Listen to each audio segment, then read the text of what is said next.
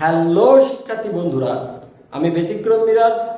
আজকে আবারও ঢাকা বিশ্ববিদ্যালয়ের বিগত সালের প্রশ্নের আগুন পানি সমাধান ক্লাস নিয়ে তোমাদের সামনে হাজির হয়েছি। আমি বরাবরই তোমাদের একটা কথা বলি, ঢাকা বিশ্ববিদ্যালয়ের ভর্তির প্রিপারেশনের প্রথম পদক্ষেপ বা প্রথম ধাপ হচ্ছে বিগত সালের প্রশ্নগুলো অ্যানালাইসিস করে বোঝার চেষ্টা করা, প্রশ্নগুলো কোন টপিক থেকে করা হয়েছে। কারণ ঢাকা বিশ্ববিদ্যালয়ে বিগত সালে যেই টপিকগুলো থেকে প্রশ্ন করা হয়েছে, তোমার বছরও প্রশ্নগুলো প্রায় 95% ওই টপিকগুলো থেকেই করা হবে। তুমি যদি এই প্রশ্নগুলোর অ্যান্সার সঠিকভাবে দিতে পারো, তাহলে আমি তোমাকে গ্যারান্টি দিচ্ছি তুমি ঢাকা বিশ্ববিদ্যালয়ে 1 থেকে 10তম মেরিটে থাকবে ইনশাআল্লাহ। তাই তোমাদের এই সমস্যা থেকে উত্তরণের জন্য আমরা the surgery of TU question নামে একটা সিরিজ বের করেছি, এবং এই সিরিজের প্রতিটি ক্লাসে আমরা একটা করে প্রশ্ন অ্যানালাইসিস করব, যেন তোমরাও এইভাবে প্রশ্ন অ্যানালাইসিস করে তোমাদের প্রিপারেশনকে আরও এক ধাপ এগিয়ে নিতে পারো। চলো এবার আমরা ঢাকা বিশ্ববিদ্যালয়ে 23-24 সালের ভর্তি পরীক্ষায় আসা একটা প্রশ্ন দেখি। তবে ঢাকা বিশ্ববিদ্যালয়ের প্রশ্ন সমাধানের পূর্বে আমি প্রতিনিয়তই তোমাদের যে দুটি কথা স্মরণ করিয়ে দিই, তার একটা হচ্ছে ঢাকা বিশ্ববিদ্যালয়ের প্রশ্ন সমাধানের সময় তোমরা প্রশ্নটা সর্বদাই ভালো করে পড়ে বোঝার চেষ্টা করবে যে প্রশ্নটা তোমার কাছ থেকে কি চাচ্ছে। 2 নম্বর, ঢাকা বিশ্ববিদ্যালয়ের প্রশ্ন সমাধানের সময় তোমাকে সর্বদাই ভুল অ্যান্সারগুলো খুঁজতে হবে। এখন কথা হচ্ছে, কেন তুমি প্রথমে ভুল অ্যান্সারগুলো খুঁজবে?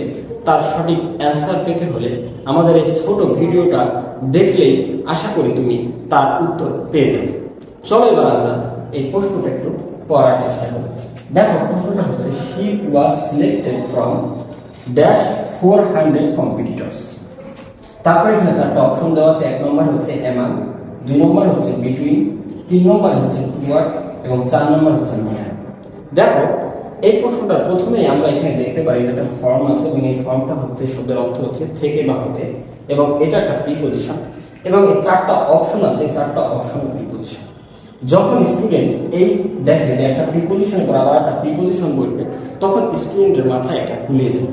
কারণ স্টুডেন্টরা আমরা শিখেছি যে প্রিপজিশনের পরে 4টা জিনিস বসতে পারে। 1, প্রিপজিশনের পরে নাউন বসতে পারে। 2, প্রিপজিশনের পরে প্রোনাউন হলে অবজেক্টিভ ফর্ম বসতে পারে। 3 নম্বর, প্রিপজিশনের পরে ভার্ব হলে আইএনজি বসে, আইএনজি যুক্ত হয়ে ভার্বিং বসে। 4 নম্বর, প্রিপজিশনের পরে পসেসিভ কেস বসতে পারে। কিন্তু আমরা কখনো শুনিনি অথবা দেখিনি যে প্রিপজিশনের পরে প্রিপজিশন বসতে পারে। ফলে স্টুডেন্টদের মাথা গরম হয়ে যায় এবং তারা জানা উত্তরগুলো ভুল করে। দেখো, প্রিপজিশনের পরে 4টা জিনিস বসে, ভালো কথা, কিন্তু এখানে 4টা অপশনই হচ্ছে প্রিপজিশন। তার মানে তোমাকে এখান থেকে বুঝতে হবে যে প্রিপজিশনের পরে প্রিপজিশন বসতে পারে, এই ব্যবহারটা খুবই রেয়ার বা বিরল। যেহেতু এই ব্যবহারটা খুবই বিরল, তাই ঢাকা ইউনিভার্সিটির প্রশ্নতে এসেছে। তাই জন্য এখন তোমার মাথা থেকে ঝেড়ে ফেলতে হবে যে প্রিপজিশনের পরে সর্বদাই নাউন অথবা প্রোনাউনের অবজেক্টিভ ফর্ম অথবা ভার্বের সাথে আইএনজি যোগে ভার্বিং, অথবা 4 নম্বর হচ্ছে পজিটিভ টেন্স বুঝতে পারি। যদি তোমরা এটা ছেড়ে ফেলে দাও, তাহলে চলো এখন আমরা প্রশ্নটা সমাধান করি। তবে প্রশ্নটা সমাধানের পূর্বেই তোমাদের একটা জিনিস খুব ভালো করে জানতে হবে যে প্রিপজিশনের ব্যবহার সর্বদাই এর অর্থের উপরে নির্ভর করে। কোনো ব্যক্তি বা যদি কেউ প্রিপজিশনের অর্থ বা এর কনসেপ্ট ভালোভাবে ক্লিয়ার না থাকে, তাহলে সে সঠিক অ্যান্সারটা কখনোই দিতে পারবে না।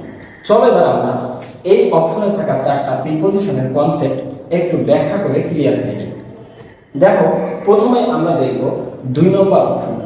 দেখো, 2 নম্বরে ওয়ার্ডটা হচ্ছে বিটুইন। দেখো, বিটুইন এটা একটা প্রিপজিশন, এবং এই প্রিপজিশনটা ব্যবহার হয় 2 জনের মধ্যে এই অর্থ বোঝাতে। তাহলে চলো আমরা দেখি। দেখো, বিটুইন যদি 2 জনের অর্থ বোঝায়, অথচ প্রশ্নের মধ্যে আছে দেখো 400 জন ব্যক্তি, কোথায় 200 জন আর কোথায় 400 জন? যেহেতু 2 এর অধিক হয়ে গেছে, তার জন্য এই 2 নম্বর অপশনটা হবে না। চলো এবার আমরা 3 নম্বর অপশনটা দেখি। দেখো, 3 নম্বর অপশনের প্রিপজিশনটা হচ্ছে টুয়ার্ড, এবং এই টুয়ার্ডটা কোনো কিছুর দিকে এই অর্থে ব্যবহৃত হয়।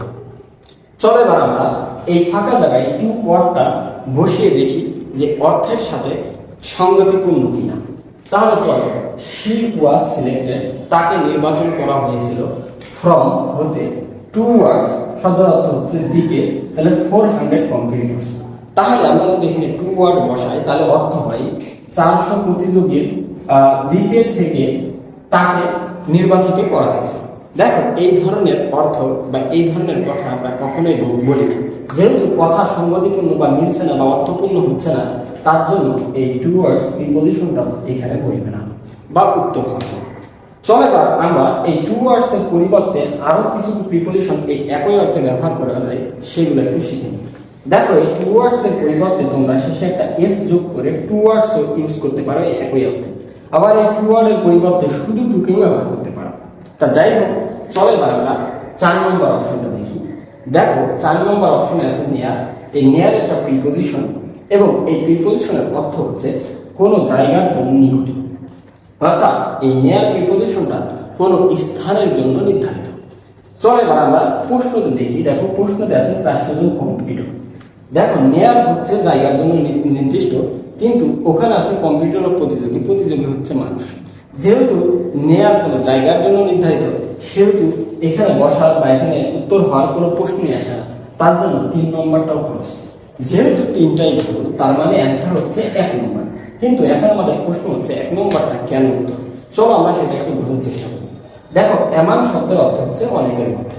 এখন যদি আমরা একটা অর্থ দেখি, শি ওয়াজ সিলেক্টেড, তাকে নির্বাচিত করা হয়েছিল ফ্রম হতে, অ্যামাং মানে মধ্যে 400 কম্পিটিটরস মানে 400 কম্পিটিটরস। এখন তাকে 400 প্রতিযোগীর মধ্যে থেকে তাকে নির্বাচিত করা হয়েছিল। দেখো এরকম সেন্টেন্স আমরা অহরহ আমাদের বাংলা ভাষায় ব্যবহার করে থাকি, বিধায় এটা অ্যান্সার। চলো আমরা একটু অতিরিক্ত বিষয় শিখি, সেটা হচ্ছে এই অ্যামাং এর পরিবর্তে একই অর্থে আমরা কোন কোন প্রিপজিশনগুলো ব্যবহার করতে পারি। দেখো এই অ্যামাং এর পরিবর্তে আমরা অ্যামাং এর সাথে এসটি যোগ করে অ্যামাংস এই ওয়ার্ডটা ব্যবহার করতে পারি। তখন এটা প্রিপজিশন থাকে এবং একই অর্থ দেয়। তারপরে আমরা দেখো অ্যামাইড ব্যবহার করতে পারি অ্যামাং এর অর্থে, এবং একই নিয়ম 4 নম্বর হচ্ছে দেখো এই অ্যামাইড এর সাথে এসটি যোগ করে আমরা ব্যবহার করতে পারি। এই 4টা প্রিপজিশনই অ্যামাং এর অর্থ দেয়। আশা করি তোমরা প্রশ্নটা ক্লিয়ার হয়েছে। চলো এবার আমরা এই প্রশ্নটা একটু সার্জারি করার চেষ্টা করি। দেখো এখন আমাদের কথা হচ্ছে এই প্রশ্নটা কোন টপিক থেকে আসছে। যে টপিক থেকে আসছে আমরা সেই টপিকটা ভালো করে ক্লিয়ার নেব। দেখো এই প্রশ্নটা যদি আমরা প্রশ্ন করি এই প্রশ্নটা কোন ইংরেজি ব্যাকরণের কোন টপিক থেকে আসছে, তাহলে সবার মাথায় আসবে এটা প্রিপজিশন থেকে আসছে। প্রিপজিশন। এখন আরেকটা কথা হচ্ছে প্রিপজিশনের কোন গ্রুপ থেকে আসছে, অর্থাৎ এটা অ্যাপ্রোপ্রিয়েট প্রিপজিশন নাকি জেনারেল প্রিপজিশন, অর্থাৎ সাধারণ প্রিপজিশন। দেখো এটা কিন্তু অ্যাপ্রোপ্রিয়েট না, এটা হচ্ছে সাধারণ বা জেনারেল প্রিপজিশন। তার মানে আমরা এই প্রশ্ন থেকে একটা মেসেজ পেলাম, বা আমাদের ঢাকা ইউনিভার্সিটির সিলেবাস হলো যে অ্যাপ্রোপ্রিয়েট প্রিপজিশন থেকে 23 সালে প্রশ্ন আসছে, এই প্রিপজিশন থেকে 23 সালে প্রশ্ন আসছে, এবং প্রিপজিশনের জেনারেল প্রিপজিশন থেকে প্রশ্ন আসছে। তার মানে আমাদের প্রিপজিশনের জেনারেল প্রিপজিশন বা সাধারণ যে প্রিপজিশনের ব্যবহারগুলো আছে এগুলো খুব ভালোভাবে পরিণত হবে, তাহলে আমাদের 1 মার্ক ইনশাআল্লাহ নিশ্চিত হয়ে যাবে। আজ এ পর্যন্তই, আবার দেখা হবে নতুন কোনো ভিডিও নিয়ে। আল্লাহ হাফেজ।